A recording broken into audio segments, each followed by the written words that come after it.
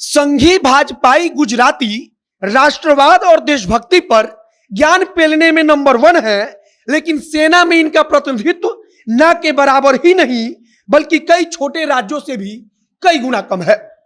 यह जो ट्वीट है जो फेसबुक पर लिखा गया है वो राष्ट्रीय जनता दल की तरफ से लिखा गया है और राष्ट्रीय जनता दल जिस प्रकार के भाषा का उपयोग करते हुए अब अपने फेसबुक के ऑफिशियल पेज से लिख रही है, पोस्ट डाल रही है, उसको लेकर तमाम तरह के सवाल उठाए जा रहे हैं। कहा जा रहा है कि आखिरकार राष्ट्रीय जनता दल जो कि इस राज्य की मुख्य विपक्षी पार्टी है, नेता प्रतिपक्ष तेजस्वी यादव की पार्टी है, दूसरे नंबर की सबसे बड़ी पार्टी है, उसकी तरफ से इस प्रकार के भाषा का प्रयोग करते हुए कैसे कोई बात लिखा जा सकता है, वो भी पब्लिकली सोशल मीडिया पर। राष्ट्रीय जनता दल पिछले 2 दिनों से लगातार जो छात्रों का आंदोलन चल रहा है उसको लेकर तमाम तरह के ट्वीट कर रही है, फेसबुक पर पोस्ट डाल रही है और उसी सिलसिले में आज भाजपाइयों गुजरातियों को लेकर एक ट्वीट किया गया, एक फेसबुक पर पोस्ट किया गया, जिसके संबंध में अब सोशल मीडिया पर ही राष्ट्रीय जनता दल के लिए लोग पूछ रहे हैं कि आखिरकार तेजस्वी यादव इस बात का जवाब दें कि यह कैसी भाषा है राज्य की मुख्य विपक्षी पार्टी के द्वारा।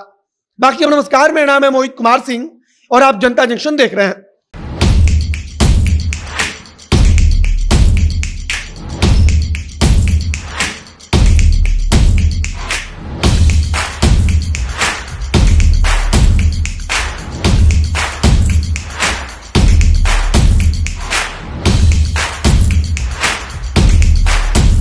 राष्ट्रीय जनता दल की तरफ से अपने फेसबुक पर पोस्ट किया गया, पोस्ट को हम पूरा पढ़कर सुना देते हैं। उसमें लिखा गया है कि संघी भाजपाई गुजराती राष्ट्रवाद और देशभक्ति पर ज्ञान पेलने में नंबर 1 है, लेकिन सेना में इनका प्रतिनिधित्व न के बराबर भी नहीं बल्कि कई छोटे राज्यों से भी कई गुना कम है।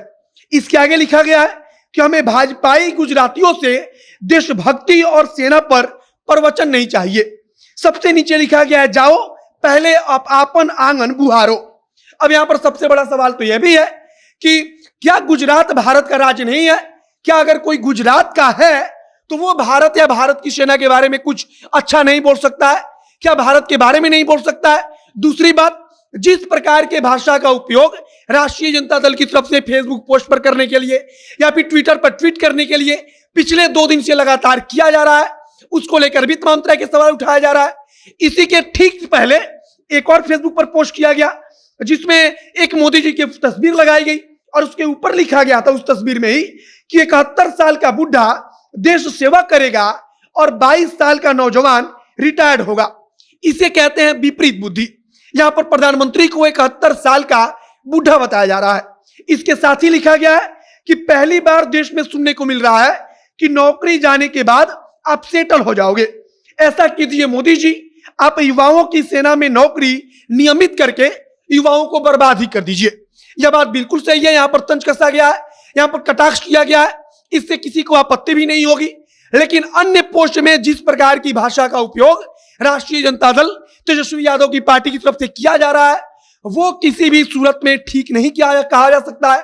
और पिछले 2 दिन में लगातार राष्ट्रीय जनता दल की तरफ से ऐसे पोस्ट किए जा रहे हैं जिसका सीधा सा मतलब है कि या तो राष्ट्रीय जनता दल छात्रों को और अधिक उकसा रही है कि आप सड़क पर उतरिए, आप भाजपा के नेताओं को मारिए पीटिए, आप भाजपा के कार्यालय में जाकर वहां पर आग लगा दीजिए, या फिर अब जिस प्रकार की भाषा का शब्दों का चयन किया जा रहा है फेसबुक पर पोस्ट करते वक्त उसको लेकर सवाल उठ रहा है।